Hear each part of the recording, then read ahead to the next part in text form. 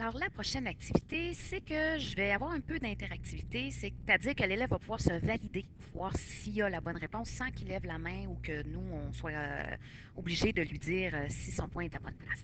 Alors, déplace le point bleu pour qu'il soit sur la coordonnée 3,7. Alors, l'élève peut le déplacer. Et puis là, ben, la coordonnée 3,7, remarquez ici, là, on voit votre point n'est pas au bon endroit. Fait que quand on va arriver à 3,7, on a la rétroaction, bravo, le point est au bon endroit. Donc, comment créer ce genre de page-là? Bien là, on a besoin de faire de la programmation. Si je regarde qu'est-ce qu'il y a derrière cette construction-là, cette page, on voit qu'il y a de la programmation qui est ici. Alors, ce que je vais faire, c'est que je vais copier ça ici, puis je vais aller le placer dans une nouvelle page que je vais créer à partir de rien avec vous. Donc, j'ajoute une page. Je sais que j'aurai besoin d'un graphique et je sais que j'ai besoin de créer une note. Dans la note, c'est là où j'aurai la rétroaction. Si je viens coller ma programmation, alors mon graphique s'appelle Graph 4. Bon, disons, moi, je l'appelle Graph 1 parce que c'est mon premier graphique.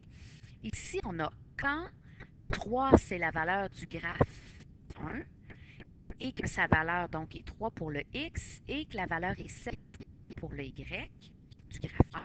Alors, on dit bravo, votre point est au bon endroit. Sinon, autrement, ben, il n'est pas au bon endroit. Alors, moi, je l'ai appelé graphe 1. Fait qu'ici, je dois aller l'appeler graphe 1. C'est pour ça qu'on a un triangle avec un point d'exclamation. Donc, graphe 1. Et puis là, je vais aller voir qu'est-ce que ça donne si je fais les previews. Ah, ben là, j'ai pas mon point. Mais non, c'est sûr, je ne l'ai pas créé encore. Ah, ben oui, ça va bien. OK, je mets la programmation, mais je ne crée pas mon point. Alors, je vais créer le point qui est X1, Y1. Et on a encore, hein, comme tantôt, ou comme en tout cas une autre fois, on a les curseurs. Je vais aller chercher un curseur avec moins 10 à 10. On va avec des nombres entiers là, pour là. Le 1, après ça, la même chose, moins 10 à 10 pour le en bond de 1 toujours. Et puis là, ben, c'est vrai que en fait, je veux pas que la coordonnée apparaisse. Ce que je veux, c'est qu'il y ait une, mettons, qui s'appelle le point A, mettons. Peu importe. Là, puis là, j'ai dit point bleu. Fait que je vais pas utiliser le point bleu, là. Je vais utiliser pas le rouge, je vais dire le bleu parce que c'est ce que je disais tantôt. Alors, on a le point A. Si je fais ça ici, oui, tout est beau. Là, ça devrait être correct. Alors, si je fais preview, déplace. Je n'ai pas écrit la question, on va l'écrire, là. C'est sûr que ça ne m'aide pas si je n'écris pas la question. Déplace le point bleu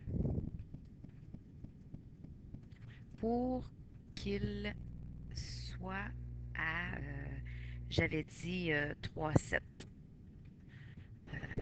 sur les coordonnées 3,7. Comment j'écrivais ça tantôt? Pour déplace pour qu'il soit sur la coordonnée 3,7. Pour qu'il soit sur la coordonnée 3,7. OK, là, ça a du bon sens. On a la question. Donc, le point n'est pas au bon endroit. 3,7. C'est ici. 3,7. Bravo. 3,7. Votre point est au bon endroit.